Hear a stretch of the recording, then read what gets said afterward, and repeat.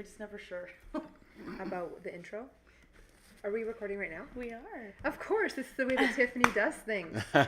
Okay, well, welcome to the show. We have the most humbled soul I think that I have ever met yet to date, and I think Tiffany would agree.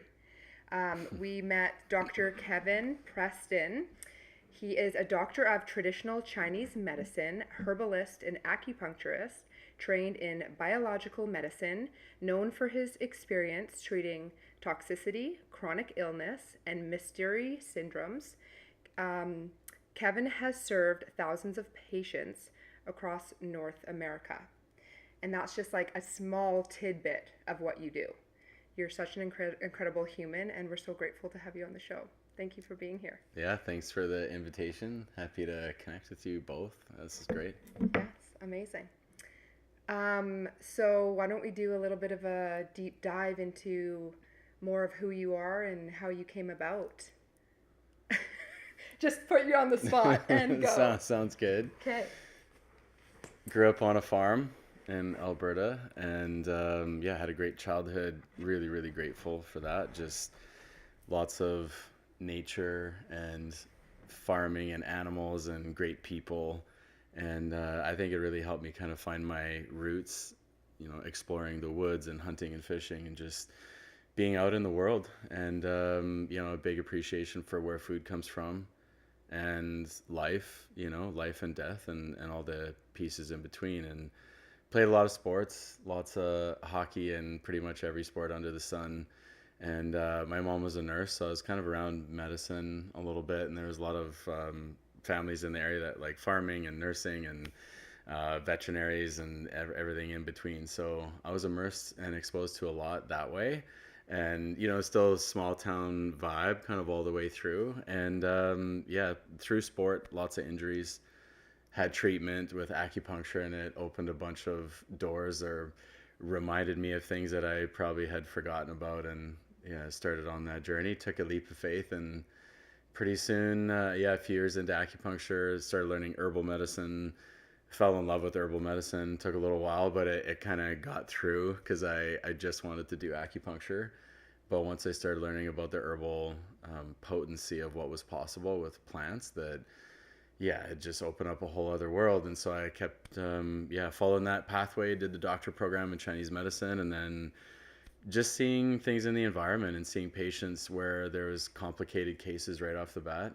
Yeah. And that led me to start studying about toxicity and viruses and bacteria and chemicals and metals and all these things. And, I'm sure a lot of you know too, it's when you dive into that world, then it opens up more and more and more. And so it just kept going and has been like that ever since. I've been practicing for like 14 and a half years now, and it still feels fresh and new all the time. And it just keeps morphing and changing. And it's, dovetailed into leading lots of healing retreats and breath work and meditations and all these other things that I never even considered doing years ago. And so quite a journey. Wow. Yeah, it's been beautiful. That's amazing. What's your favorite practice right now? For myself, like right now, currently, like what you're doing right now for the way that you're gifting your gift. So more facilitating or like sharing with others, because I do things for myself all the time. I do things for others, but sure. Let's start with your favorite for yourself. I'm really into breath holds lately. Yeah. Well, probably the last year and a half, longer, but more intently focusing on holding my breath for long periods of time. How long can you hold it? I touched 5 minutes. What? Holy. Yeah. You need to start going swimming and going under the water. I'm sure he is. Like crazy. Well, I definitely 5 minutes. I haven't trained in the water, because when you're training by yourself, you shouldn't be training in water. For anybody listening, don't do that. So I usually just, sit in one of these chairs, or I'll lay in the bed in the morning or at night. And you ain't leaking anything out. No. Is that right? No. You're plugging all the holes. Yeah, there's lots of practices to be able to close the airways properly, because it does get hard after a little while. Like you can't hold it in there. And I close my ears, everything. Yeah, I think over time, just going deeper and deeper into that, what I had found in the past of doing even like shorter breath holds and not really trying to push it like 2 minutes or 2.5, 3 minutes, was I would drop into these really deep meditations and time would disappear, and I would kind of forget about time, and I wouldn't feel like I Wow. needed to breathe. And then I would often have my stopwatch going or my phone or whatever, because I was curious, and I'd, journal some of that stuff just to see like what my body was doing. And I'd come out of it and I'd look over and it'd be almost 4 minutes, and What the fuck? it would shock me. Like, that's not supposed to happen, because, when you're in junior high and they teach you about the brain and everything, it'll die after several minutes without oxygen.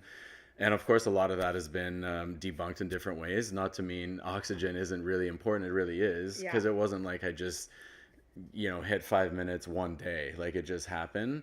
So when you grow your body's capacity and your discipline and your practice and your mental strength, it's amazing what the physical body will do. So I would have never imagined that I could do 5 minutes. I'm not a free diver. I was in athletics, and I learned how to like breathe deeply, and just through like lots of breath work and breathwork training, meditation, you get into a better breath rhythm, and you don't breathe as much, and you get more efficient. And it's like the high altitude training without high altitude, because I also love using my body. So if I'm in the forest or I'm working out or I'm doing big hikes or bikes, I just wanted like oxygen efficiency, like for performance, like for practical reasons. My jam, man. And at the same time, I started noticing the longer I could hold my breath, I would be more calm afterwards. So Wow. calm, so dialed in, so clear. And it was like unlocking these portals. And then the science geek that I am too, just even in medicine, of the way my body would respond. And there's this really cool thing that happens with your spleen, and a lot of free divers talk about it in some of the books and different things. When you go beyond a bunch of minutes, your spleen will often have a contraction and dump a bunch of the like extra red blood cells into the bloodstream for survival mechanism. Wow. Whoa. And I felt that. I actually did. Is What? that like for oxygen, basically? Yeah, like it's trying to I didn't save. even know It's trying to save you. It's like part of the mammalian dive reflex and Oh. all the science that they're studying now of what happens in the body submerged in water. Wow. That if you stop breathing or pass out, it'll close your airway, and then you have another couple minutes to be revived. And so there's all this really cool. It's not cool when that happens necessarily. Nobody really wants that to happen. But when I was doing some of my longer breath holds and like really pushing my body to see how far can I get, because I'd get to 4 minutes and then over that, and I thought maybe I could do 5. Like in my mind, 5 was this like really important threshold for some reason. And then as I was getting close to that, I felt like I'm in tune with Whoa. my body. I felt my spleen. It's kind of under on the left side, under the ribs, and this like spasm and tingle and this odd feeling. What? And back when I was doing that, I actually didn't know I'm that like- was I'm like, happening. What? Jaw dropper. Wow. Yeah, Like, jaw dropper. wow. So Holy shit. yeah, I really felt it. And it actually wasn't until later in doing some more research and reading and taking in more information about doing longer breath holds that I realized what was happening, because it's trying to dump Did you more feel red any blood. different? I felt it for a little while. Like I could feel my spleen area for the rest of the day. Okay. And then I was curious, like, did I do something not good Did to you my mess body? that Because up? like 5 minutes is a long time, and maybe my dad was right. I shouldn't be doing that, because My dad was right. well, because when I shared with my awesome. my dad, I was doing lots of breath hold stuff, then he's very safety conscious, and I'm grateful. I got parents that love me very much. So I think he thought Kev's gone too far. Like that's not safe, and all the things that we've been taught is like you shouldn't go minutes without oxygen unless you've trained for it. Exactly. Unless you've worked your capacity up, that your body actually knows how to respond to that. So I'd been doing that. Well, how long did it take you to get to that? He's like 1 hour. About like 6 weeks 6 weeks. of focused practice And every what day. were you starting with? I was pretty good. My body seems to be pretty efficient. I'm exercising all the time, and I think because I had done various types of breath work for years before that, on and off. And then if you get out of practice, it's like anything else. If you don't go to the gym for a while and then you get back into it, you get pretty sore for a while, but your body kind of remembers, and then you're up and running again. So I was taking a breath hold training course actually, and the guy who was teaching us had some different records in the US for static breath holds, like 6 minutes, 7 minutes. I think he got up to 8 as well, of just you're not hyperventilating, you're not oxygen loading, you're not doing any of the prep work. You just get into a really relaxed space, do a few, just easy breaths, and then you just breathe in and hold. And it's like you're not in fight or flight in that moment. That's so the you're- idea. Is I think for me the practice is I actually wanted to get more relaxed, Yeah. not spiking adrenaline in my system or moving into fight or flight. So I wouldn't fight it, because you could tell if you start fighting it, you can't go as long. Yeah. The more relaxed you get, the longer you could go. So I started noticing it was actually a barometer for how stressed out I may be that given day. Oh, shit. Because some days I'd honestly struggle to get like 2 minutes or 2.5 minutes, and other days 3-4 minutes, like no problem, and without effort, like easier. And I started really noticing there was a direct correlation to my nervous system not being regulated or feeling anxious or stressed, or I had a lot going on. Then it would take me quite a while to get into it, and I just couldn't. But if I was relaxed, I was, in a good mood or had a great day and really in the flow and just felt dialed in, if I drop into it, oh yeah, like double the breath hold. So it was really an interesting way to track how am I doing. So a lot of times I wake up in the morning and do it and just see, where am I at? If I just like take a deep breath, woke it's up. like weighing yourself at certain times. Yeah, pretty much. Let's check in. First thing Yeah. you wake up. So do you think that has anything to do with the tolerance of CO2? Do you know anything about that? I do. I think it does. But what I've also learned just treating tons of patients over the years is that, and even in my own life, we can adapt to so many things. Yeah. So we can adapt to unhealthy scenarios, unfortunately or fortunately. Like, our bodies are so resilient, which sometimes I think why people stay in scenarios that are not good or not healthy, or For a long time. they stay in a job that they hate for years and years and years, because you can get by. It has a toll on your health for sure. And that's what I started to see in the clinic, of asking deeper and deeper questions of how did this illness come to be for whoever I was working with. Not just, well, let's do some treatment and see. It's like, well, if we understand how this came to be, maybe we can rewind that and undo that completely. And people would start sharing about their relationships or their work or all the things that they'd been through that were unaddressed. And then you could start correlating the illnesses that would start showing up in that. So it's awesome that we're resilient. And at the same time, it's really good to pay attention to our external environment, the people we're around and being with. And so when it comes to CO2 tolerance in the body, that's like the elevation training. There's less oxygen and you start kind of loading your system. But I think our bodies are so beautiful at adapting. Whatever we start focusing on, it'll start doing, whether it's gym workouts, swimming, breath holds, writing, typing. Like, you could pick anything. If you really start focusing on it, your mind actually starts laying down new neural circuits. That's right. To have a more effective and efficient loop, which is why when you see pro athletes do a golf swing or whatever, then it's just so fluid and so beautiful, because they've done it 10,000 times or whatever the numbers are. But it's actually because they've got more myelin sheath, faster circuitry built for a specific process. So I believe that's true for breath work. And you see it with free divers. You see it in places in the world, like I think the Maldives, and there's other countries where it's a way of life. Yeah. And they would dive for oysters or pearls or all the different things that are under the sea. And they'd been doing it their whole lives, and it'd be 10, 12 minutes, 15 minutes. And you think, that's not possible. It's like, well, yeah, if you focus on something long enough, and I know we all have different capacities, but anybody, if they focus on something enough, you'll start adapting your physiology responds to it, either consciously or not. Yeah. No, it's even like, the movie Avatar, where those other beings, they're going underwater, and they're teaching the other avatars how to hold their breath to stay under longer. And this is the same thing of what's happening and like what you're tapping into right now. So it's incredible. Kind of want to go back for a second. So Tiffany and I took a trip to Calgary. So just a backstory of how we met. And we went on a whim, and we go to Calgary to the Kids Carson and Friends show, and then we meet Kevin there. We were having lunch with Deidre, and then you and Deidre had spoken and talked, and then we came and had lunch, and here you are sitting there, just the most humble, like, doesn't even say a word. Tiffany and I later are like, oh my gosh, you're a doctor? Like, you do all these crazy next level things.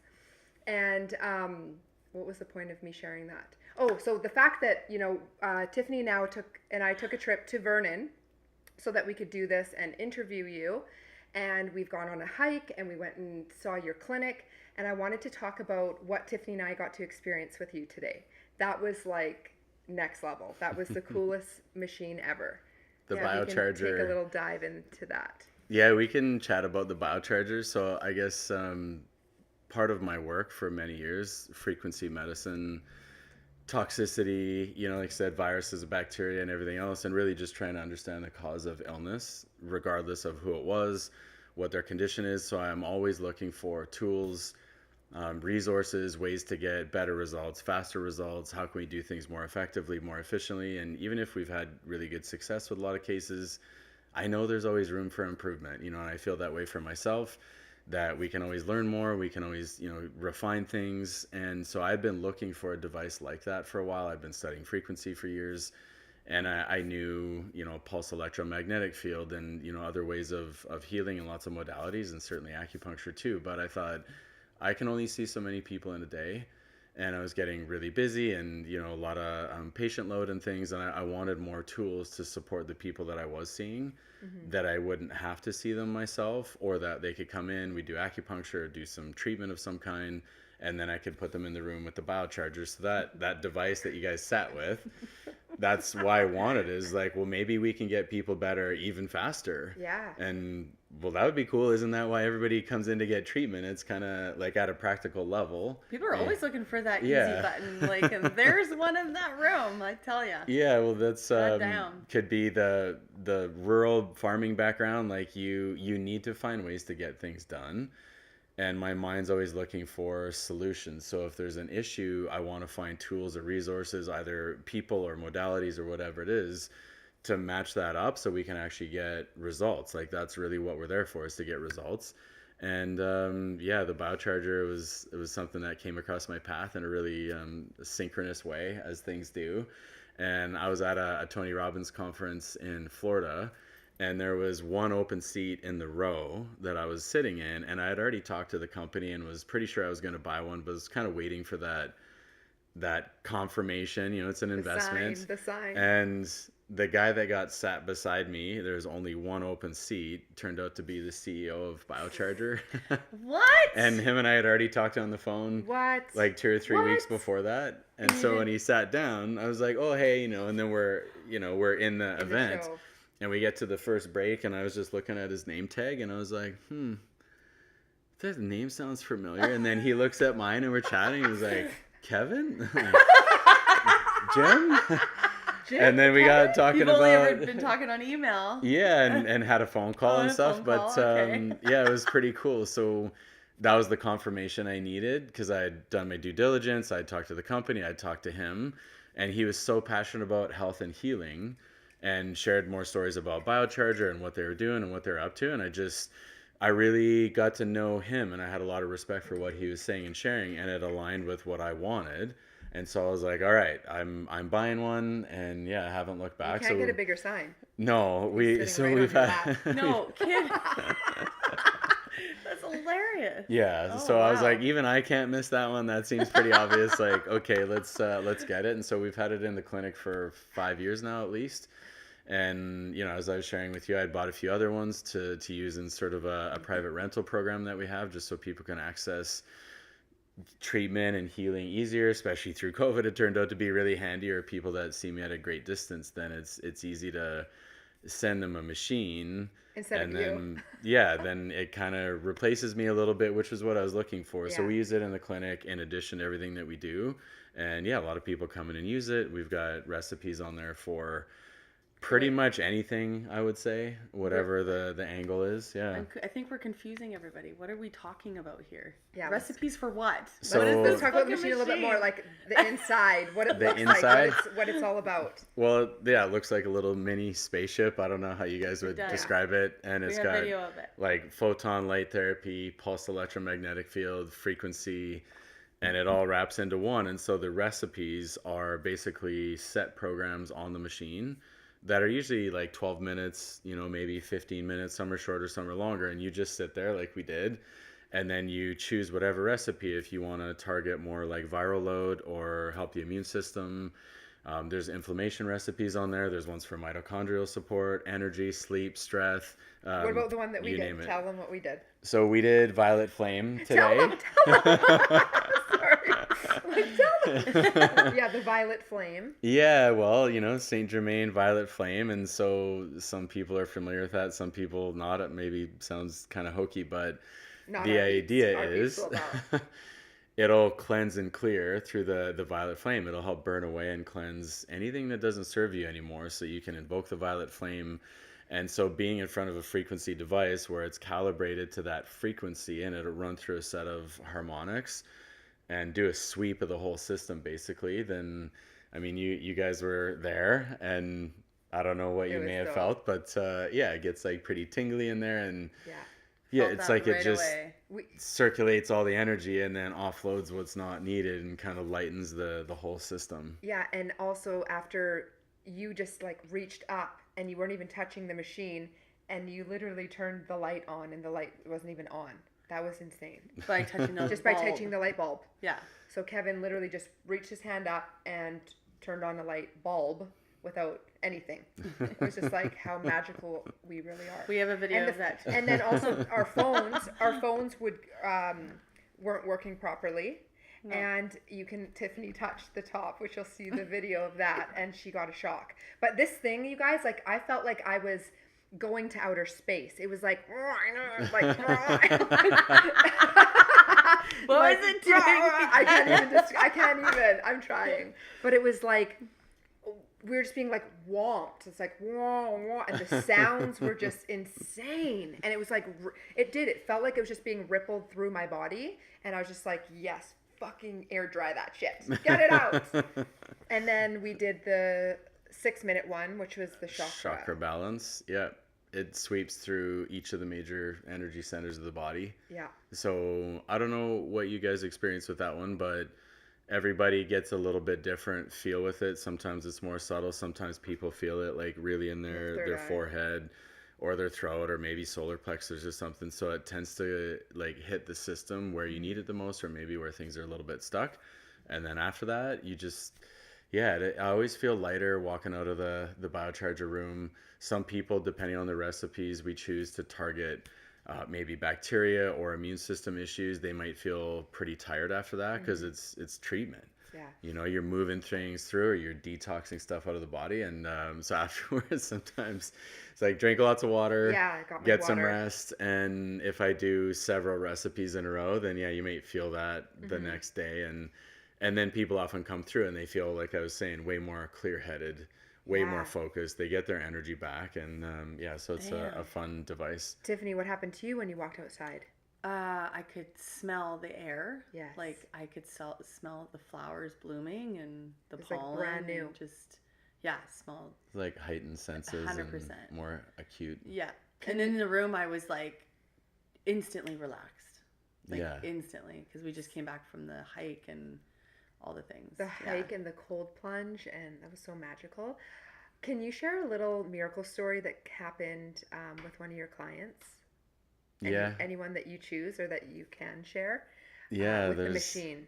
so yeah, So more cool. specific to the biocharger, and I'm grateful that I had to think about it for a second because There's so many. we've experienced lots of beautiful miracles, and I feel so blessed to do the work that I do because I experienced a lot of miracles, and it's really actually helped shape my own beliefs about life and what I think is possible, or especially in the past, what I didn't think was possible. And then we kind of prove ourselves wrong a little bit, and somebody that's maybe not supposed to be around, or they get a prognosis of a few months, and almost regardless of the treatment that we're doing, whatever it is, the magic that coalesces or the synchronicities or the right combination of things come together. And sometimes I have a really good idea of what those are, and other times it's beyond my own mind of understanding of what really created that healing, where somebody turns a corner and suddenly they get better, and the illness that they're supposed to have for life seems to disappear, melt away, or the illness that was supposed to take them out in a relatively short period of time, a few months, it doesn't, and they're still around for a few months longer, and then a year longer, and then sometimes a few years later we're all like, hey, how you doing? And they're doing amazing and thriving. Yeah. And I think I don't know all the elements that contributed, but I do know the biochargers contributed to that a lot. And just recharging the cells of the body, giving people back the energy that they need, especially when the body's been so depleted, or clearing and just supporting. And especially like for a couple of the people that we've done rentals for, if they live, you know, in remote places or they can't access other treatments or other healing, and then I can direct it from the office and suggest the recipes, because we can control it through the control panel, like through the cloud in our own office. Oh, wow. And so if I know what's going on with them, and generally they're patients of mine that I've seen, then I can say, hey, I want you to do this recipe morning, this recipe evening for the next, you know, 3-4 days, or I'll write a prescription almost that they can cycle through. And so, yeah, we've had a few patients that they had pretty challenging prognosis, and it wasn't looking good outcome wise, and then we get them going with the biocharger. And one person in particular, kind of one of the first ones we had done the rental program with, she didn't have a great prognosis, and we had been working with her for a while, and she was hanging in there, and we're, you know, trying to get things to the next level, but she wasn't able to see us very often. It was only every few months, but she definitely felt the biocharger when she'd come in. So we chatted. I ended up deciding to buy another one, and she agreed to rent it. And then she had it at her place, I think it was maybe 7 or 8 months.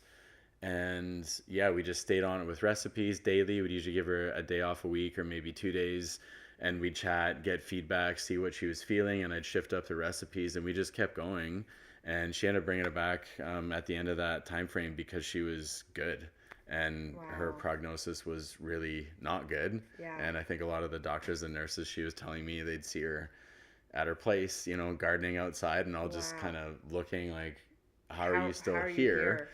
And not only you're here, but you're doing things, and you're back working again, and you're doing really well, and you're feeling well. And so yeah, I know the biocharger contributed a lot to that. So really grateful to that technology and the guys at Biocharger that have put this all together so that people can access more medicine. And, you know, I know we talked about this a little bit, that I think where medicine is going is people are starting to look after their own health more. They're becoming more empowered. They're looking into devices like the Biocharger. They're looking into all the other things that exist on the market, smaller frequency devices and things, because we know that we need to take responsibility, that the outside world isn't going to solve it for us, but we can make really good decisions to solve things for ourselves. And that's the way it should be. Yeah, we can use tools that we need and, you know, kind of help each other out and see what works. You can't depend on anybody to help you. You got to help yourself. Yeah. But I like the idea of opportunities coming your way and taking advantage of those opportunities. And you got a choice whether you do it or you don't. Always. And if you don't, then you didn't answer the call. Yeah, there's a path for you. Whether it's an exiting or a higher calling, it really depends. Well, when you ask for help, help seems to come. So it's so true. It's amazing to hear the success stories. You know, and I want to just clarify, and he's meaning recipe, not as in a food recipe, but the recipe on the actual machine. Because that sounds like, oh, maybe you had this, you know, certain recipe of this magical food. But frequency recipe. Yeah, frequency recipe. Yeah. Exactly. I think we should kind of talk a little bit about your special event that Tiffany and I will be going to, and a little bit of promotion on that and what that's going to look like, and just kind of encourage people to step out of their comfort zone and try something new, some massive healing. I do enjoy helping people get beyond the previous confines that they've put their life in, whether that's health or just life in general, relationships, goals, dreams, that I usually find the health and the vitality that somebody has is kind of related to how small they see themselves. And so treatments and medicine, all the different things that we do in the clinic, and a lot of the work that I do one-on-one over the last bunch of years, I've been taking that into the retreat setting, because I like being out of the office too. I like being in the office, but I love being in nature and, you know, moving our bodies and being in lakes and rivers and waterfalls and mountains and everything else, because I find that just allows for even more healing. And then I also wanted to get people for longer than an hour or two, and I do deep dive visits in the clinic too that are generally 2.5-3 hour visits in the beginning. But I also thought, like, if I could get somebody for a day or 2 days or 3 days, like, what could be possible of what we could unleash in the body and clear and heal. And so the transformations I started seeing in the retreats we were doing, pretty miraculous as well, and sometimes shockingly so and surprising, and people's whole lives would change. They would look like a different human being after even like 48 hours. And you know, you start doing like before and after pictures, or in some cases like, we should have taken pictures, because have you guys looked at yourselves with what can happen. And Yeah. again, that started reaffirming like new beliefs for me that, oh, you can transform things quickly. It doesn't have to be 10 years. It could be a weekend or an afternoon where something gets unlocked in your system through meditation or treatments that we'd be doing, or energetic practices or different processes or breath work, or all the different things that are available, and a lot of stuff that I do in the retreat specifically to help unlock and clear things that maybe have been stuck in the body for a long time. And so that inspiration of seeing what was happening and seeing what was possible, we started doing a couple bigger events last year with like 120 people, 130 people, one day kind of blitz, like mini retreat. Cool. I wanted to make it accessible to a lot of people, not a huge price point, one day. It was a Saturday, the first one we did last year in June around solstice, and it went really well. And I loved it. I got a lot of great feedback. I felt like I was kind of stepping into my element even more. Answering the call. Yeah, but then you could also see the group and the amount of like hugging and connecting and community. And that was one of the greatest feelings that I had. And there was a lot of amazing outcomes and a lot of beautiful messages after that. But that day, even when I wasn't on stage and I was off to the side, just taking a break, but kind of watching everybody and feeling and just seeing the amount of interaction at a heart level and people like crying and laughing and sharing.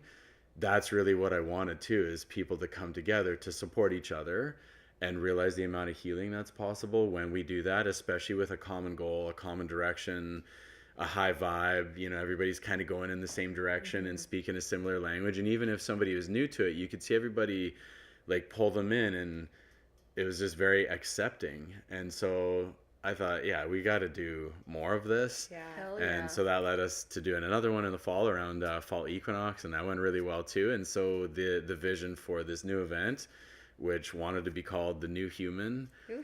is, I think it's where we're going and where we can go. It doesn't have to be in the future. We can actually bring it into existence now. Yeah. And even a lot of the conversations we've had today in nature about health and humanity and the heart and the emotions and all the elements of what we experience in life, I think that's more of where we're going, where it's not so much fluffy stuff. We're not just talking about the weather.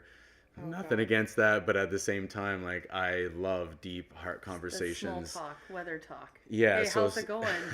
Small talk shit. Like, yeah, like let's get beyond that to Yeah. a much higher consciousness and help each other at a higher level. And so then we can actually all rise together. And when we do that, it was always about the health for me, but now I also see it's about joy, fun, adventure, play, how much you can actually enjoy your experiences as humans, and at a new level. And so, yeah, I'm really excited. It's coming up in June. I'm not Yes. sure when the podcast is coming out here, but June 10th and the 11th. Yeah, it will It'll be before before that. your event. We wanted to Okay. make sure it's going to be probably next week, even or the week after.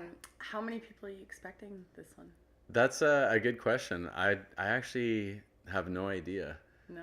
And we have room for 600 people. We have an amazing event center did read in that. Enderby, and It's like hundreds and hundreds. it's like 30,000 square feet in there, I think, and but it's beautiful. a very powerful space. And yeah, the place has its own energy. You'll see what I mean when you guys get there. Oh, I'm so excited. And so I wanted a space that could house a really great giant group of people. And I do trust in some way that the people that are at these events, whether it's like smaller retreats, because I've done one-on-one retreats, I've done, where it's just 5 or 6 people or 15 or 20 people, and then certainly the bigger events last year, that it always works out perfectly of the people that are meant to be there, That's they're what we there. always say. And it never fails. And I also think because we build a lot of intention and work on it for months ahead of time, building that energetic container, that by the time we're there, it's like the work's already done. Now we just need to show up. You got And it. then it totally is held, it's safe, we're protected, we're in this beautiful vortex of energy that has so many layers of love and healing built into it that it just starts happening automatically, and then everything just seems to flow. So I'd love to see 600 people there, and I trust that whoever is there, in whatever the capacity is, it's going to be quality, and it's going to be deep, it's going to be super healing and life changing. I Yes. know that. Yeah. Yeah. And who, Always maybe when you just do that share a kind of little work. bit of some of the guest speakers that you have coming. Yeah, we have Mark Groves come to join us, and that's been a dream of mine for a while. And I'm following Mark for years online, and loving a lot of what he speaks about. Yes, That stay is with us. just so important to me as well. It's relationships, and he's a human connection specialist, and He that's sure is. kind of what I'm doing in the clinic all day, every day for years, and then moving into the bigger events that we're doing. And so it just seemed really natural that I would want to have him come and join us, and especially for where we're going. I think everybody's looking for better relationships, healthier relationships, relationships that thrive way more, where we feel fulfilled and they Loved and help us supported. grow, where we're in a growth mindset, but we can help each other along the way. And so Totally. he's learned so many skills and tools that then he shares in, certainly he'll be sharing at the event around up leveling the relationships, coming back to our true nature as well. So he'll be speaking on Saturday and Sunday because it's a 2-day event this time. And I'm grateful he answered the call and said yes to come join us. And then we have another lovely soul. Her name is Kristen. And I met her synchronistically as well, just trusting the guidance. I got shown that I was supposed to connect with her, but I wasn't really sure why. Yeah. And then once we started talking and I was sharing about the event, and then I was asking her what she was doing and what she was passionate about, and she started sharing that she's been working with people in the dying process. Ooh. And exactly. So powerful. And So powerful. in a really beautiful, like special way. Yes. And maybe I won't share too much about that just yet, but that moment of somebody's life is profound. Yeah. And so her sitting with them like one-on-one, really tapping into these elements and kind of pulling these pieces out that maybe they wouldn't have shared before, or they wouldn't have been able to articulate. And she is a writer as well, and speaker. And I really felt connected energetically, that there was really easy flow with both of us. Wow. And I was telling her about the vision for the event, and she seemed on board right away. And then I started understanding why I wanted her to come was to kind of tap into similar process, but that we don't need to wait until we're dying to really actually fully live. And that seems like this really potent piece that we can dive into if we can face some of those fears like courageously and in an empowered way. We just remove so much fear and clutter from our system that actually can expand our lives in a really incredible way. And then illness tends to drop away when we step out of fear more too. So we're just pulling all these elements together. I'm really excited about how it's coming together, and I've got an amazing team and amazing crew that's been working on this with me for months, and taking a big leap of So cool. Enacting a vision that's been shown for months. And I feel like it's time and people are ready. And even if people feel like they're not ready, because I know that's the case for retreats, sometimes they feel the energy, or they could feel the potency of what may unfold, but it's the unknown, because they don't know where they're going to be after within themselves, and that can be scary. And so I would just say to people, if you're feeling that, this will be an event that is going to hold you, and that you will be able to land even into the unknown, but that it also unlocks what's actually possible for you in this life. Wow. And we're back. Weirdly enough, here we are. We're changed clothes. We needed to take a break.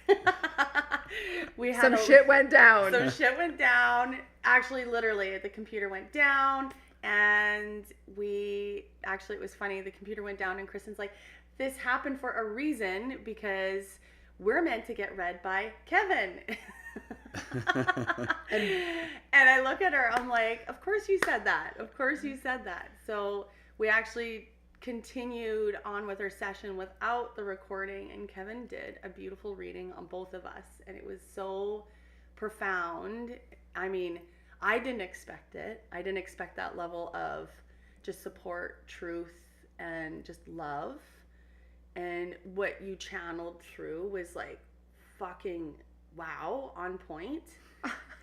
a lot of truths came out, and yeah, it was just very profound. And I had such a beautiful sleep last night that even like my best friend came through in my dream, and it was so like real. It was so real, but I just felt like she doesn't come in very often. And when she does, I know that that's like, I try to think around the time that when she comes in, where I'm at. And it's when I'm the most grounded is when she comes in. She was doing a lot of spiritual work before she passed.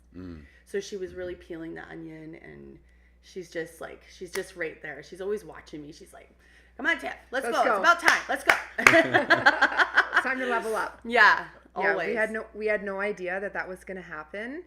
And I'm so grateful that it did, because through my experience, I got to access the inner child and really call her back home.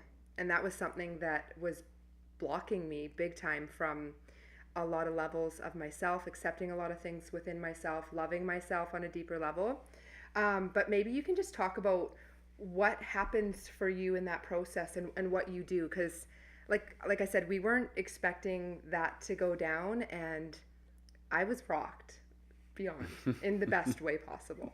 Yeah, he's like, are you ready to cry? Yeah, he's like, I are don't you wanna sure? Cry. And I'm like, bring it on. I'm like, let's do this. Well, it's not about having people have to cry. It just seems like in the clinic over lots of years, and certainly retreats, and then being in a setting where, you know, it feels like there's good energy and good connection, and nothing needs to be forced. There's no agenda for a specific outcome having to happen. That a lot of times what I see is that just us being in proximity as human beings and connecting at a heart level, whatever's there will start to come forward because it's real and it's authentic. And a lot of times, most humans, me included, there's tears in there that haven't come out yet. There's things that we have felt that haven't been processed fully, or there's layers there. And so it was more of just wanting to be transparent and open, that you both were like, well, maybe we can, you know, do a session or, you know, do some readings. And I'm like, yeah, I'm open to it. That feels good. That feels great. And it may bring some stuff up, because it usually does. And I just want to like share and sort of inform and communicate really well, so that, you know, you don't get down that road of like, I didn't want to go down this road. Like, you didn't really share or prepare me. And I've seen it with acupuncture before, with patients that have had negative experiences with acupuncture, and then they come in and we're going to maybe do some treatment, and they're like, I don't want acupuncture, didn't have a good experience. And I think, well, why would that be? Like, tell me what happened. We don't have to do acupuncture. It would probably help you. And then they share. And a lot of times it just comes down to poor communication, that the practitioner didn't share, hey, I'm going to do this now, and it may feel like this, or you might experience this, and kind of prepare their nervous system just from a kindness point of view. And I always want to be kind and honest and just be human, because that's what I would want. If somebody's like, hey, do you want a reading? I'm like, yeah, can you share a little bit? And instead of just like diving right in really deeply without any kind of context, that some emotions might surface. I don't know what I'm going to find. I'm not sure what's going to transpire. So then I think part of it is trust and safety, that then your nervous system has been communicated with. I've communicated, so I feel good that I've, you know, shared that there's some context going on, that things may happen, and then we can dive in. And then I think it's actually that safety then allows really cool things to emerge, and then more healing happens. So I didn't know that crying was going to take place, but the possibility is always there, for sure. Yeah. And I understand like that bit of resistance if someone, like, you know, in the example that you gave, it usually does come into just lack of communication. When you get like a level of sense of like upset or confusion, or, you know, just a little bit like that resistance, it always comes down to just a lack of communication. And I stand by that true all the time. And I very rarely get in that place of upset, because I always want to make sure I'm standing in my truth, making sure I'm very clear with my communication as much as I can, no holding back, trying to stay in that present moment so I can think of the things that I need to say to prepare. Even my classes, like the classes that I do, I always try to be in that moment and preparing people. Hey, just so you know, if you feel emotions and they come up, let them just ride it out. Just let them come in. Don't try to understand it. It's like the feeling is the healing. And if you're not feeling certain things and you've suppressed them, expect them to come up for sure. Yeah. And so in a lot of people don't want to feel because it hurts and it's painful and it sucks. But what we have to understand, it's just a small blip of our life of feeling that rather than a lifetime of it. So just fucking let it go and don't be afraid. Surrender to the feeling. 100%. And then you 100%. Like what you read with me, I've had tears from that. There has not been suppression for me. I've been immersed in it. So it's been freeing and for me, because I know that I'm allowing the process to happen the way it's supposed to happen, in the sense of the feeling and not suppressing, not being in denial and, all the things. So I just think that's really, really powerful, making sure that we're just clear in our communication. Yeah. Especially when that's our work. We're observing all the time. Why wouldn't we share what we're observing from past experiences just to prepare for the future? That's what the past is for, isn't it? Yeah, it's always learning. And I think the suppression of emotions definitely, from what I've seen in the clinic, it leads to issues in the body, in the physical body. Seemingly whatever shows up physically has a root in the mental, emotional, or spiritual components of the system. And usually when I'm working with somebody, I'm trying to assess where's the disturbance or where's the blockage, where's the suppressed piece. Could be a belief structure about yourself, could be past trauma, past hurts, could be more energetic, could be any number of those things. And of course, yes, there's the physical component, but I usually find the physical manifestation is like the last thing that shows up. That you can rewind that a little further. So in Chinese medicine, all the organs are important because they connect with the emotions. The emotions are not bad. Anger, sadness, all these things, grief, they're not inherently bad. The suppressed or unexplored elements of what has been felt that get stuffed into the body, that's the issue. That's the issue. And so when we met you first in Calgary and you were talking a little bit about what you were doing and like who you were, I was dealing with a pain in my arm. So it was like right in here, and it was like I couldn't massage it. I went and I had multiple sessions to see if we could work it out, and it was like right in my arm. And Kristen and I had talked about what it could be, and it was like literally what I was physically like going through mentally. And she'd asked me, she's like, can you just let it go? Just let it go. Let go any control, anything. And I really had to deep dive in and go in that realm, and it's like gone. Like I didn't even do anything other than fix the mindset that I was sitting with. Like if I was, and I didn't feel like I was even hanging on to anything, but if I was hanging on to something, could I let that go? That's right. And it was just like gone, like amazing. And I've done that so many times too. But like this one was just really interesting for me because I'm like, I didn't do anything. It took a long time. But I didn't do anything to hurt it. Like nothing had happened.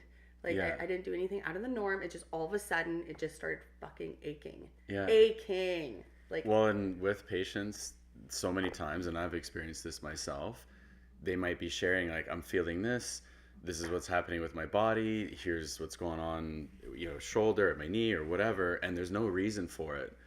And I'll usually stop them and say, hang on a second, there is a reason for it. It may not be obvious. It might not be logical, that there's nothing logical you see that's going on here, but if we just take a step back, dive in a little bit deeper, it usually doesn't take very long of like, oh, there's the reason.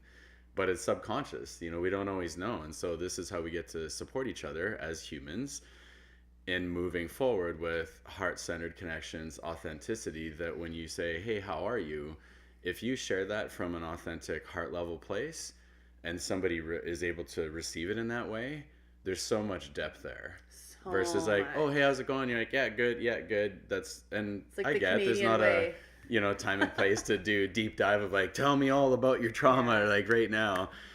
so we get to navigate this together, but what I'm enjoying in my life, especially the last few years, is the people that I have in my life, especially people close to me.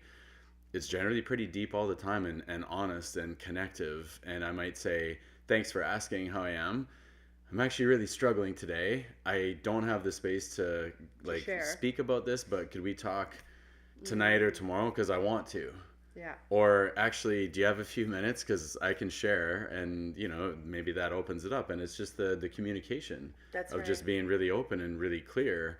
And yeah, such a beautiful learning that so much comes from the communication around that, because we generally all have these parts of our systems that have been overlooked or suppressed or weren't met or weren't seen. Yeah. And so when we start seeing that for each other, it just starts naturally coming up. The energy is just wanting to reach the light. That's right. It's just wanting to make its way out somewhere, and that may come through sadness or grief or anger or projecting on somebody else. But really, it's these things that are unsatisfied or unmet in your system. And believe me, I've had plenty of that for myself too. Yeah. Where is all this coming from? What's going on? I have so many stories, like so many stories. Yeah, it goes pretty But deep. this is about you. Okay. This is about Kevin. Yeah, it's incredible. I have a question. So what happens in your body and like to you when you're processing somebody or you're going within or reading for them? Usually, I think it's just coming into the space energetically, in a sense, like really landing and checking for myself is, am I present? Okay.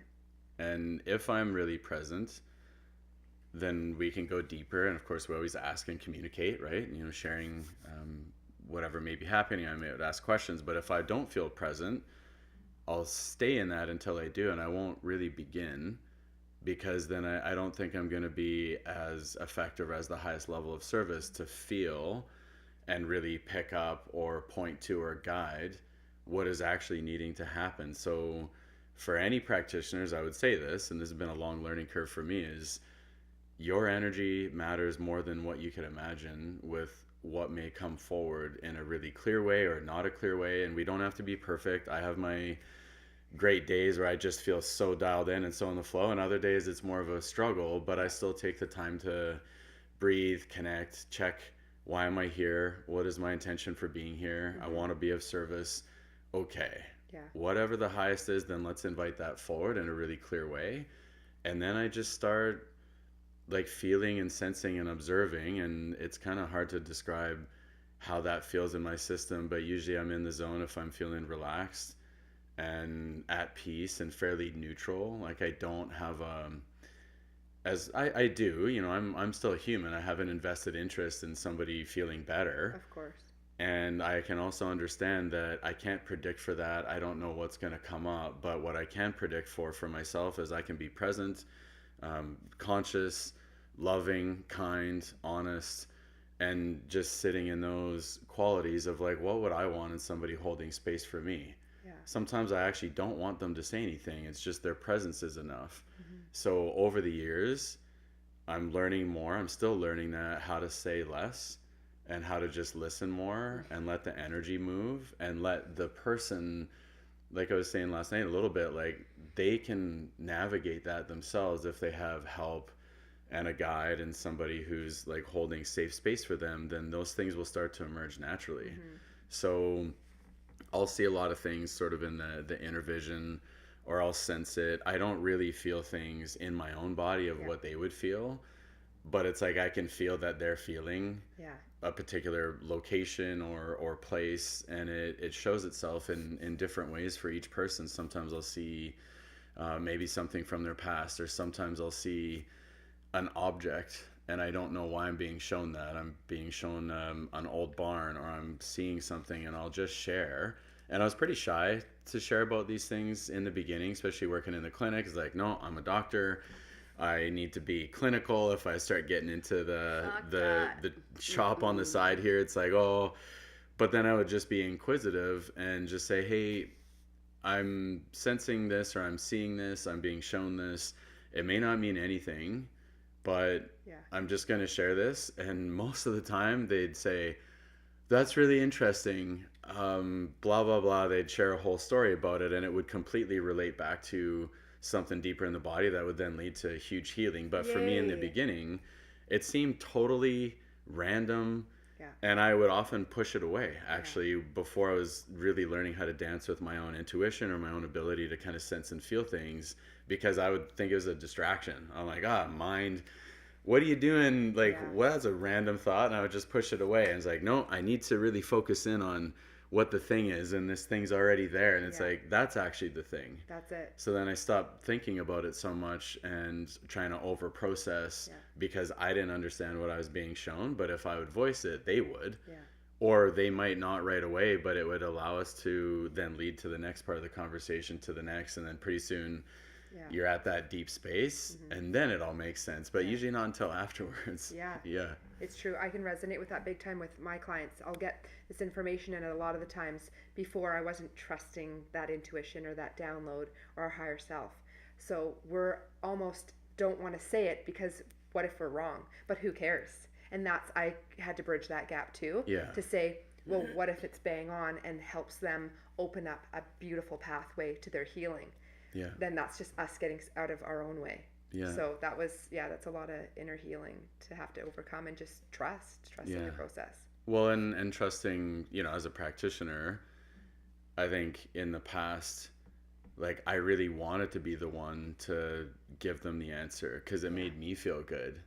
And, it's nothing bad with the ego. We need our ego. We need our mind. We need our intellect. We need our personas to operate in the world here, or at least that's how I feel now.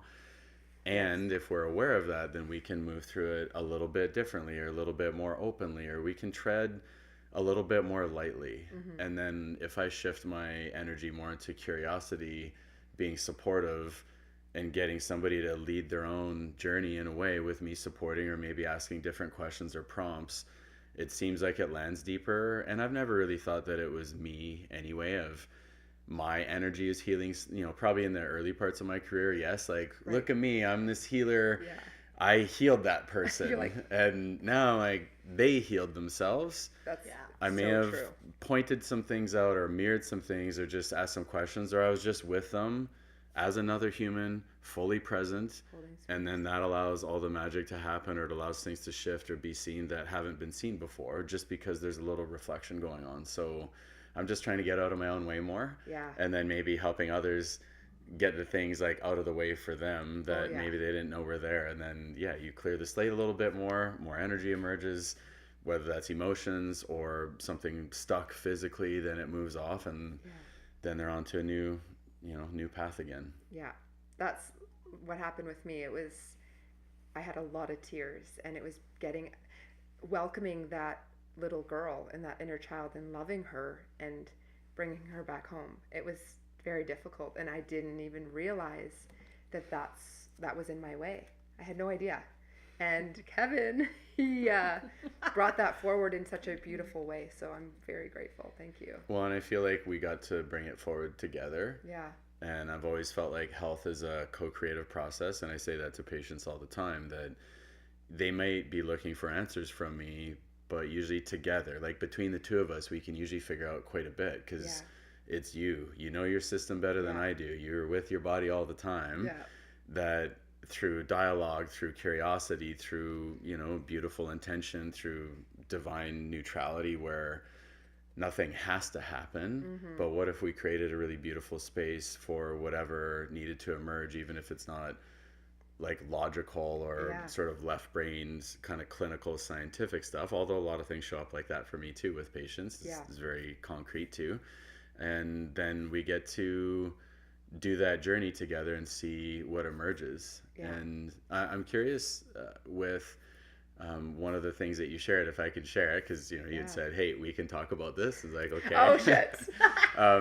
Just because I think it's healthy to understand for a lot of the people listening that we can move into these spaces, and I felt like you moved through it really beautifully by also naming the resistance that you felt initially. Because I have felt that in lots of things, and even doing the big event that we've got coming next month, I've had many days where I wake up in the morning and I'm like, oh, Oh, the feeling. feeling some fear or some anxiety or some like resistance is like, why am I doing this? And it's overwhelming for a moment. And then I start realizing, oh yeah, I know why I'm doing this. I've been guided. It feels resonant to me. My heart is so in it. It's exciting. I just need to remember to breathe. And I'm still human, and honoring the parts of Kev that feel really nervous or scared to kind of step out even more. Yeah. So for anybody getting therapy or working on parts of themselves or doing inner child work or anything, it's natural to feel resistance, or you signed up for an event, or you come into, a circle that you guys are doing. Before you get there, you might feel resistance or anxious or scared, and you don't know why, and it can be confusing because the mind's trying to understand what's going on here. We might make a story or make meaning about what it is, and that may or may not actually be factual or accurate. A lot of times it's not. It's that we know that there's a shift going to happen, but because we don't know what it is, it's scary. The unknown. Or there's the unknown because we don't know how we're going to feel after or during or through it. And retreats can be that way because they can be deep. Events can be that way because somebody may already sense how much transformation is going to come, and it might be difficult because there might be a bunch of anger or grief or sadness that's needing to come up to be cleared. And it frankly, maybe it doesn't feel good or it doesn't feel easy. The after effect is usually the most epic element, but we do need some levels of courage. So I appreciate like your courage and your courage as well of, okay, this might be hard or vulnerable. I'm feeling some resistance. Let's honor that and make space, and like that's okay. And then invite actually that part to come forward too. And then it's interesting. Then the deeper parts can unfold. So for many people, if you feel that, normal, very normal. And learning where you need to be discerning of, oh, this doesn't feel good, I'm not going to go in this direction. That's something different.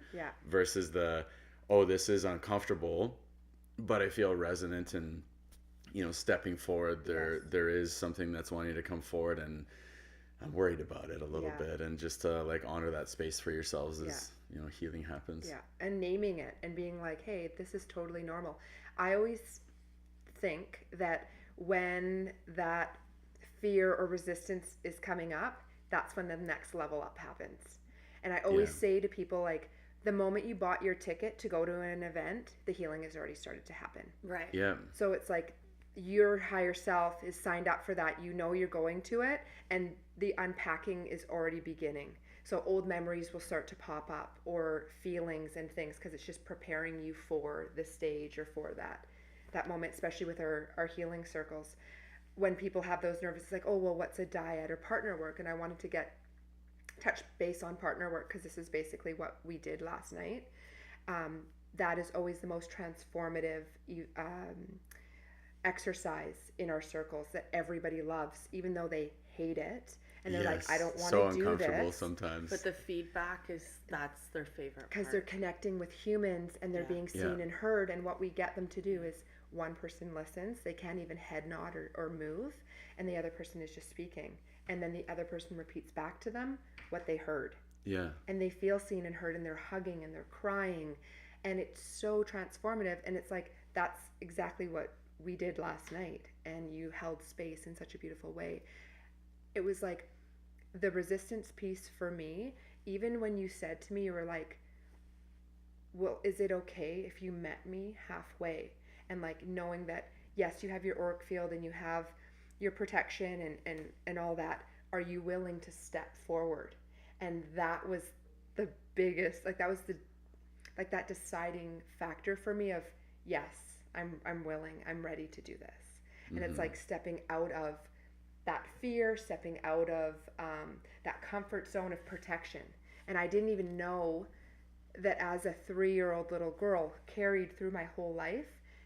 It was just, I need to protect myself, but that was withdrawing and pushing people away. So like whether it's a masculine or feminine energy, the heart was like, I need to protect myself, so don't get too close. Don't, fully emerge. Of course I could to a certain degree, but there's that protection. So for you to acknowledge that, and then just to say like, hey, meet me halfway and I'll meet you here. we're just like, oh my God, okay, like this. I'm meeting you halfway. I'm here for it. But then after that, it was like that unraveling, and then you went through like, I don't know, we can maybe go there a little bit of what, if you even remember, but like that 16, 17-year-old, kind of like what happened for you there? I think that, like I said, I'll be shown things or I'll sense things, and I don't always know why or what role it has to play. Yeah. The part of, sensing that sort of late teenager version, and then as we went through the layers a little bit more, going back more to the 3-year-old, Yeah. and trusting like what was coming up for you, that is often where we need to go. Not always further back, like chronologically it doesn't really matter so much, but what matters is the energy connection to what's going on or what's been missed or unseen or needs to be collected. And that usually sets the stage for the next pieces. And so if we were doing more, or it kind of felt really complete, because we can overthink it as practitioners of, okay, let's do more, and then you actually may unravel or override how much the nervous system can integrate and how quickly. And I've come to understand, and a lot of my own work and somatic sessions and working with other people that are really close to me as well and really gifted and amazing, that I have a lot of beautiful support in my life. And sometimes we overcomplicate healing. It can actually be really simple, like you shared, like in dyads and things. It's actually just the full presence of another human being that can bring about healing, regardless of words, regardless of what's said. If two people are present and supporting each other just in that space, magic happens. And our minds sometimes want to populate it with, oh, you could do this and you should do this. And I'm not saying there's a lot not amazing things out there, Right. but that part that is not going to be replaced by AI or robotics and technology, another human soul with a heart, like sitting there together, just witnessing each other, looking into their eyes, and like really seeing the window to the soul that way. Like, how can that not be healing? Yeah. And if somebody's in a vibration of some amount of kindness and just neutrality and support of just showing up for one another without a specific outcome, more can emerge. So I think if we were diving into that more, collecting those those parts, and then seeing, well, what else wants to emerge? Maybe there's the 12-year-old element. There might be some energy there that now can actually be seen and integrated more, which may lead to the the 16, 17-year-old version that maybe had something to say but was happy to kind of wait and just be in the layers there, that it's not quite time yet, but I'm here too. And then allowing that to surface organically and naturally, like when. And one of the gentlemen that I worked with years ago and still do, a bit of a mentor and friend of mine, when we started working years ago together and he was supporting me in different processes, he said, Kevin, the soul will bring forward what it wants to work on and when. And we get to navigate that material as it comes forward, then we can work with it. But the wisdom that we have inside, it will bring those things forward if there's that right, we've said safety like 10 times today. It is true. But it's true that the nervous system just, it needs a certain environment for healing to happen. And you see it with animals or in the forest. If you sit in the forest quietly enough for long enough, the animals that start to emerge, the beings that start to emerge, that they feel safe because you're not in there like smashing around. They'll go hide because they're like, oh, there's the disruption in the forest, the deer scatter. That's true. But if you're in the opposite space of just being kind and loving and neutral and not having a specific outcome and just sitting, and so I do this is real examples for me that after an hour or two, it's incredible that 2 hours You've got later, frogs on your shoulders, you've got deer licking your cheek, Well, you've got bunny rabbits jumping on your back. yeah, you're just in co-creation with nature, that you're just occupying a beautiful, safe, neutral space, and then life actually starts to emerge. So I've been seeing that more and more with the body. Okay. That you're with somebody, the more still and quiet you can get and simplify what's going on, any number of things will emerge, and those are usually the most integral parts of healing. Wow. That's our word. Our word of the week is just wow. Wow. anybody that's looking to get some healing or direction, definitely go to the New Human event. This is coming up June 10th and 11th. Yes. Also, your practice, like, you're not really able to accept people, really, are you? Like, where do you stand? We're not really taking new patients right now, or me personally. We have other practitioners that are gifted and really amazing, and they are, which was great. And so this is also, I hear actually from a lot of patients or people wanting to become patients. Yeah. So many practitioners are so full and overloaded right now, whether it's like counselors, therapists, doctors, naturopaths, Chinese medicine, anybody that's effective and getting good results and has, a bit of loving presence and are aligned with their healing, they're really full or they're not taking patients. And so I know it's frustrating because we've been getting so many phone calls, so many inquiries. And for me, I'm like, oh, this is challenging. I want to be of service. I want to see as many people as I can. And I can't. I can only see so many people. And so there's all this energy that's flowing through the office, and I'm so grateful for that. I'm grateful for how many people want to work with me. Yeah. And it also speaks to how much people are wanting to shift and move and need support because they're struggling or they're ready for that next level. It doesn't always have to be a big, difficult issue, but there is a lot of difficult issues that we're seeing. And so they're really looking for somebody that can be in full presence. And I think of all of the skill sets that I've cultivated as a practitioner, and courses and learning and training and certificates and stamps and all these things, it really just comes down to being a loving presence and being present in the room. Like, I'm really there when I'm with people, and that I actually think is probably what's creating the most amount of healing, aside from all the things I think I know about the body and medicine. And so I would encourage any practitioners or people that are working with others, being supportive, just work on being present in your own life, address the things you need to address within yourself so that when you are sitting with somebody, that magic, that healing will show up and it becomes more effortless and more easy and quicker. And we're in a time right now that things are moving really quickly, so somebody can transform very quickly.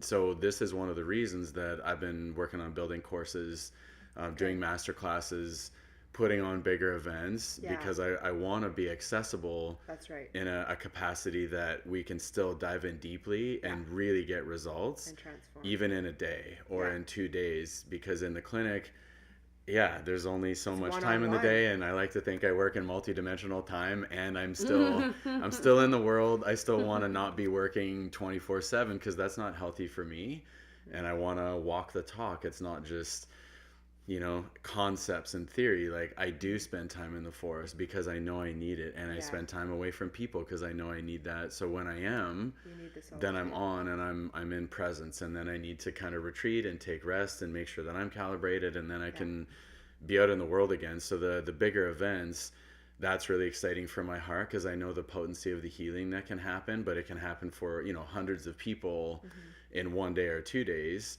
And so I'm going to keep creating those, and working on training and mentoring others is a big focus the rest of the year after the event. And I want people to be able to access really, really good medicine. And, I believe I have some things to share. So I think there'll be a lot more training, training for others that want to offer healing as well. And that way it can keep propagating outward. I was just going to ask you about that. So training other people under your belt in the way that the practices that you practice, in the way that you teach, you're teaching other people to do that?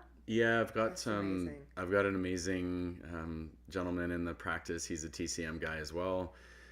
What's TCM? Chinese medicine, traditional Chinese medicine. Thank you. And I believe that he has the skill sets. He's there for the right reasons. He's got a beautiful soul, very intuitive, very guided. He's done all the Chinese medicine training. So all of that there to me is like, oh, this is an equation that could lead to really beautiful outcomes for a lot of the patients that he's seeing. And so we're starting to do some of the training with like the toxicity testing that I do. And I want to share with him that there's other ways to do things. And he's really keen on learning and has a growth mindset as well. But also the intention at the end of the day, We want to support people and we want to help people, and we want to do that in the most effective and efficient way possible. Absolutely. And so having practitioners on board with that way of thinking, those are the people that I'm interested in training and mentoring. And I have a bias towards the Chinese medicine for sure, because that's part of my background. And at the same time, though, there will be some training courses in the future. They're not ready yet. It's stuff that I've been working on for a little while, and it just, again, it takes time because I'm so busy in the clinic, that I do want to reach other practitioners, and they don't have to do it like I do it, but I can still share some of these things that I found to be really effective to get people well. Creating a course for other for other practitioners. So there'll be courses coming in the future, like more for public, to empower them to help themselves. And I've got a master class on our site right now for autoimmune conditions. Oh, good. Even though that's the banner of it, like it has an autoimmune focus, I actually believe anybody could take it and they would get a lot out of it for their own health and healing. So that's available. Awesome. There'll be more like that coming. And then there is going to be a focus that is specific to practitioners or specific to healers and guides that are looking to gain more skill sets and more tools so that they can be more effective. Because that really lights me up too, is seeing other people empower their patients and get way better results than what they even thought were possible. And teaching the teachers. Teaching the teachers. And been a big focus the last few years on like healing the healers. That was this thing that kept coming through. And so a lot of the deeper retreats that we've done, not everybody, but almost everybody is a practitioner of some kind. You got it. Yeah. We're all healers. We all are, and everybody has we all the have the ability. Something I want to address, like anybody watching right now, and like if you're finding that you're kind of in this limbo, we were talking about this over the weekend about, people say new earth, old earth. And if you're kind of in this middle ground where right now relationships, you're questioning and you're like, do I want to be here anymore? And is there this vibrational shift where, you're really leaning into your work and you're evolving and stepping up, but your partner's just staying in that frequency? I feel like this is a great opportunity for the ones that are trying to level up and go to the next level to embark in like the journey of the new human event and go to these sorts of things that Kevin is offering. And like not being so afraid of the unknown, because the unknown is where this creation is made. And you're like, we always say, one step away from completely altering and changing your life in such a beautiful way. So what you might find is you have a choice right now, and it's really uncomfortable. So you're either going to circle around and do a cycle of the old and stay there, or you're going to go on to this new journey. You can call it new earth, whatever you want. So I had a point to saying this. Oh, and another thing, what we had talked about with toxicity, and we've kind of like skating around the topic a little bit, to go to that level of like Kevin's able to help people that have had injury basically to, what do you call it? The huge amount of toxins coming into the body in a really pointed way. In a really pointed way. Yeah, so that's what I wanted to touch base. I wanted to get back to that.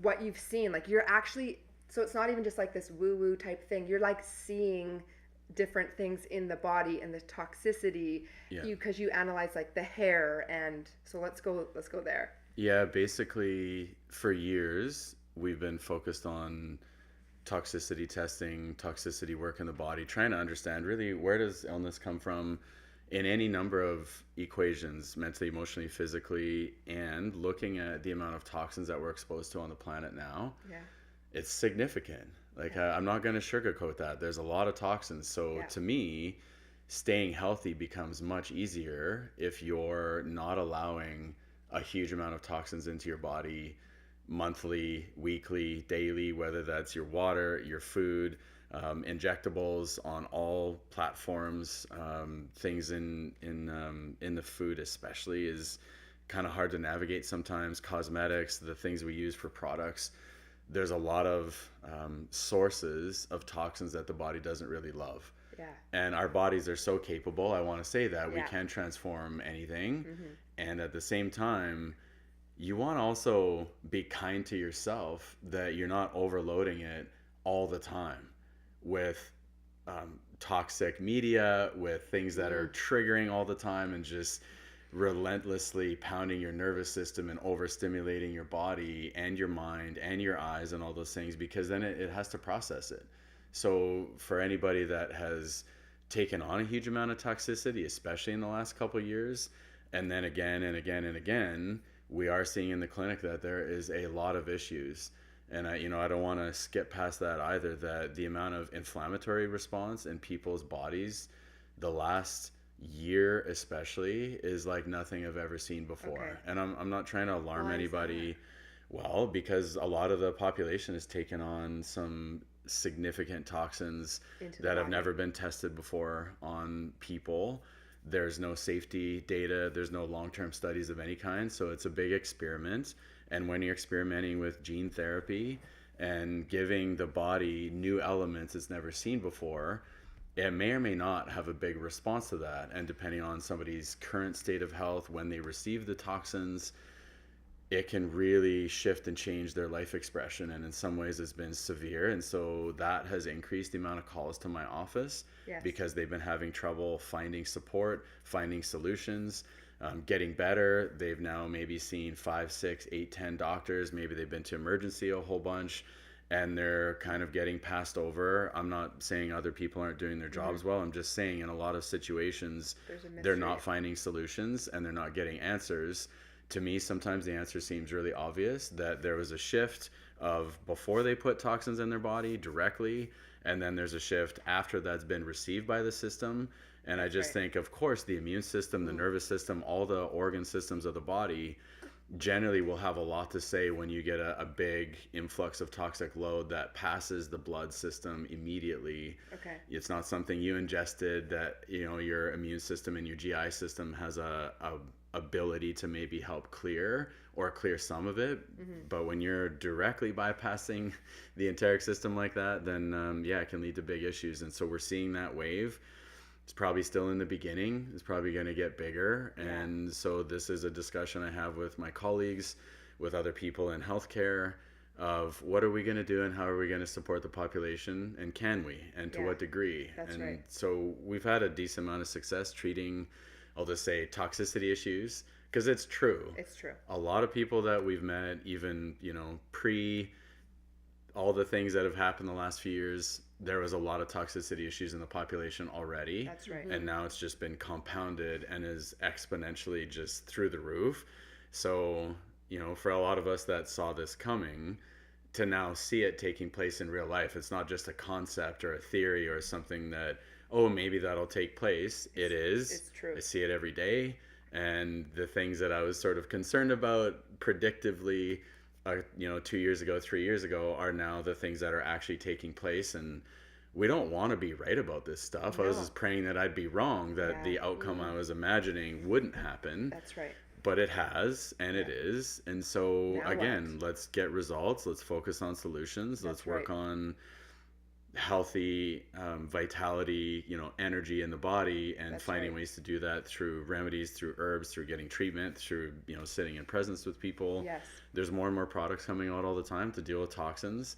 And so when you look at the mass market of supplements, herbals, remedies, tinctures that are online and that are being sold and spoken to, the amount of products that are for toxins is pretty next level. It makes you think, like, big picture. Yeah. There must be a lot of toxins in our world and our environment, because look at the amount of products that are showing up to combat that. That's right. It's massive. Yeah. And a lot of people need that because there's a lot of toxins. So it really pays to look at where your food comes from if you can. And I know these things can be overwhelming, but there is solutions. There's more coming out all the time. I'm working on developing solutions all the time because I'm always learning. And whenever we see a huge shift in the genome, in the population, at the genetic level, then I feel like, as difficult as that could be for a lot of people, there's always solutions that'll show up too. I agree. We have resilience. We've been on the planet for a while, maybe a short time, for some, but we can move through things, and just want to share that too. Like, anything's possible. I agree. If we give that power, it's like, look at what you've done even just with your breath work, and holding your breath for now up to 5 minutes is incredible. So is there anything that you can recommend for anybody that's going through toxicity, massive shifts where they're waving on like, do I just recycle into that old program and stay, or do I step into the new? So is there anything that you can give to our audience that can help them without having to come and see you? I would say to keep asking questions. And I think it might have been Tony Robbins that said this, of, you know, been at different events and things. If you want better answers, ask better questions. And if you're observing your life and there's things that are not working, or you're feeling different things in any capacity, start asking better questions. Have the courage to ask deep questions of yourself, because we do often have the guidance and the intuition. I believe everybody has these different levels of gifting that they do know the answers. Right. So even when I'm asking questions sometimes, like, what do you think about this? And they say, I don't know. And I've had this reflected to me years ago, which is why I can speak about it now, is they're like, yes, you do. What do you mean you don't know? Go deeper. And that's just the mind, but it's often we feel the deeper resonance, but maybe we don't want to go there, or we're scared about that, what that means, or we don't like the answer that's there. Yeah. It's uncomfortable, so we'll just bypass it. The truth. So I'm inviting people, and always inviting myself, don't bypass anything. Feel all of it. Okay. Feel it through to the depths that are possible for you. Get support, get help wherever needed. If you ask for help, you usually receive it. I've learned that too. And to come back into connection with yourself, which for me is coming into nature more. Okay. Get in the forest, get into, you know, water, lakes, streams, different things like that. Find some waterfalls, find peaceful places of stillness, because it's been harder to find the energy of stillness. As soon as you turn on your phone, if you turn on the TV, turn on the radio, again, we can use these tools as long as we understand they're tools. Yes. And we're using them in an empowered way. They don't pull you in, but I get pulled in at times too. Yeah. And then suddenly I'm finding, oh, I'm feeling anxious. Yeah. I'm kind of feeling stressed, and why is that? It's like, oh, I've been staring at my phone for 20 minutes.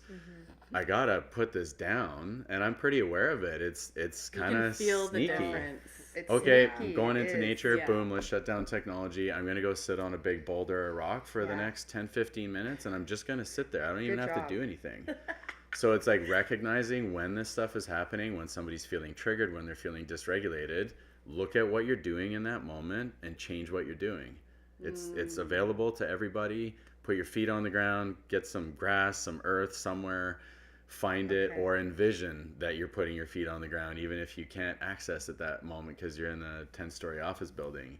You can still put your mind, you can, and it'll change the nervous system. So that's what I would say. Okay. Keep being curious. Yeah. There is solutions out there, and trust your intuition. If you feel you're supposed to go to an event, or you feel like you're supposed to connect with somebody, and you don't even know why, trust that more. Practice trusting your intuition more.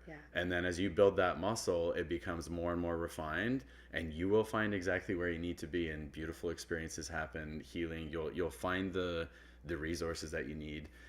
We do have a wait list going at the office, so people can call the office, and I'm grateful to my staff for fielding so many calls and inquiries and emails. I know it's a lot of energy coming in, and we're gonna keep building and finding ways to move forward. And it's like, even your machine, you have that other program to rent it out, and then there's always other solutions, like you had said. You can get a punch pass, and you can go and sit in the machine the biocharger. The biocharger. You can come in and sit in there. And I highly encourage everybody to experience it. It's so cool. It's amazing. It's like otherworldly.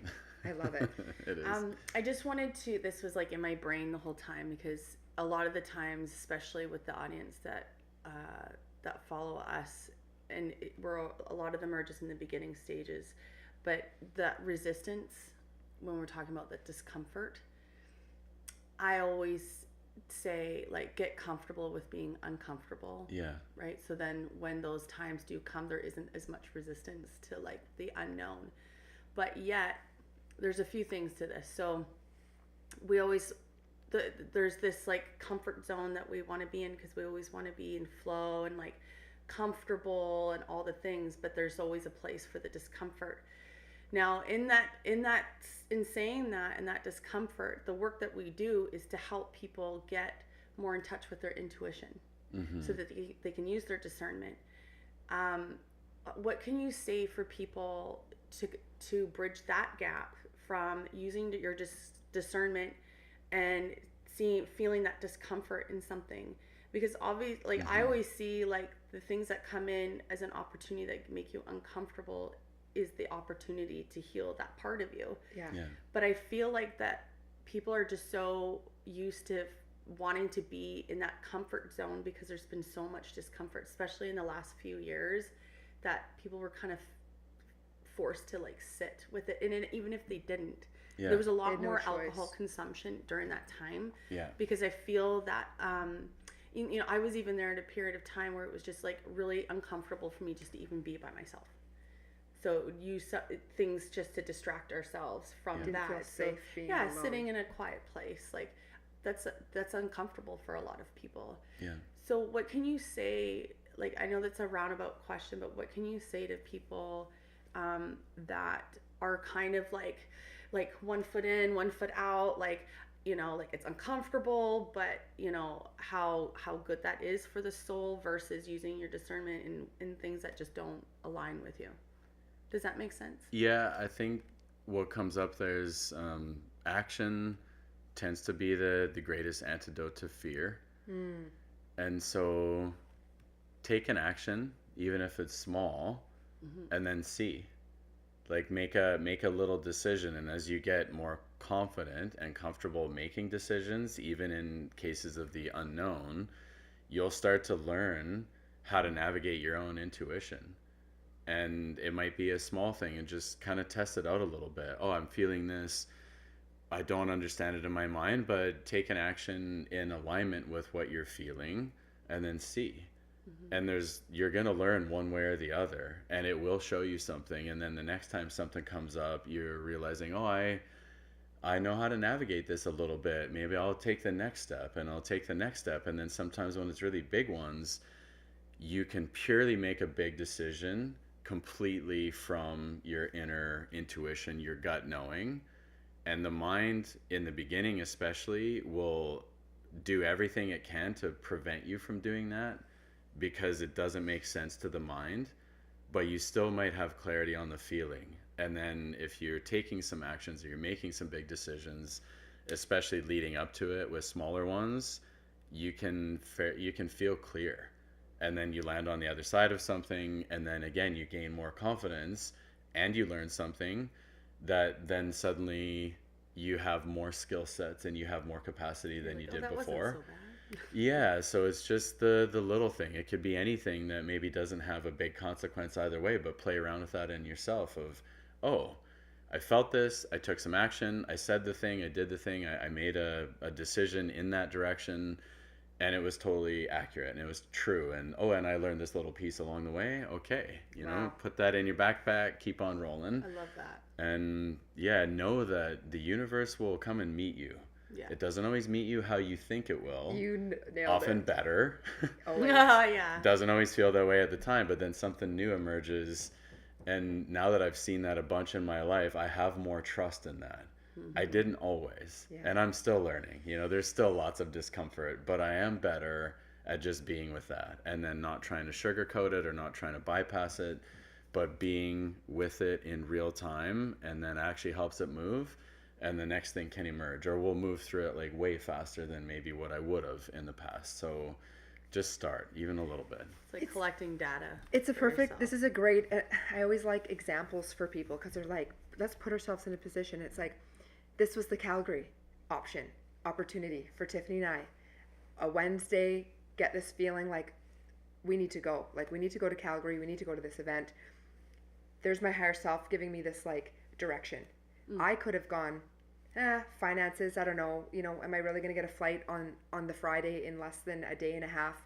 Is there going to be a hotel available? All these things, right? So this is a perfect example of people having a road and a direction of their higher self, and then they're going to give all of the what ifs. So then when you quiet the what ifs, and I just did one step at a time. Let's check the hotel. That aligns, Kate. Let's check the flight. That aligned. Okay, now let's call my business partner, Tiff. Let's go.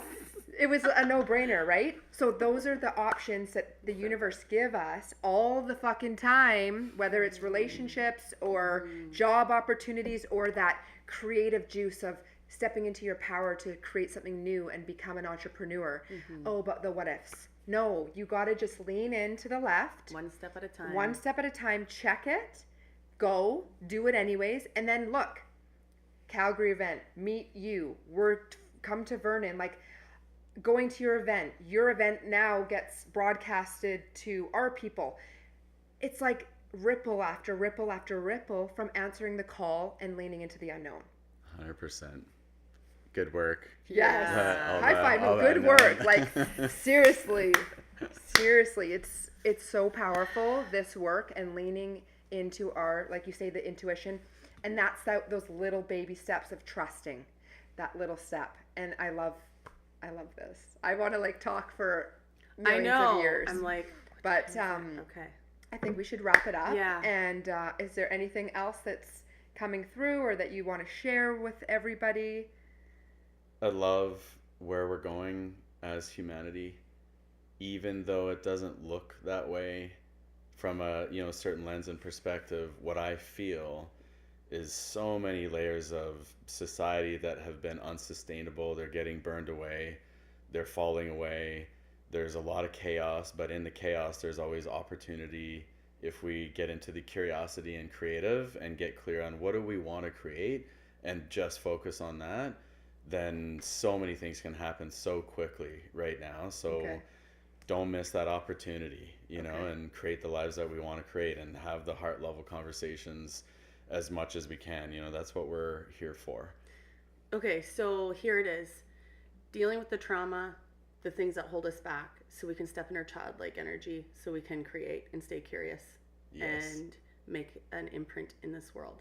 Because we all have something to bring to the table. We do. We always say. Yes. Yay! Yes. Amazing. Thank you so much, Kevin, Thank for you. being on the show. Also, I just have to acknowledge you're our first man, like our first masculine energy on the show, present on YouTube, and we're just so grateful that it's you. So thank you for leading the way. Thank you for having me. Yeah, that was fun. Yes. So fun. Okay, thank you all. All of Kevin's information is going to be in the show notes, Instagram, all the things, website, how to find him. And we highly encourage you guys to answer the call. Come to his event. It's going to be magical. Tiffany and I will be there, of course. And yeah, let's jump into the unknown. Okay. All right. Bye. Yay.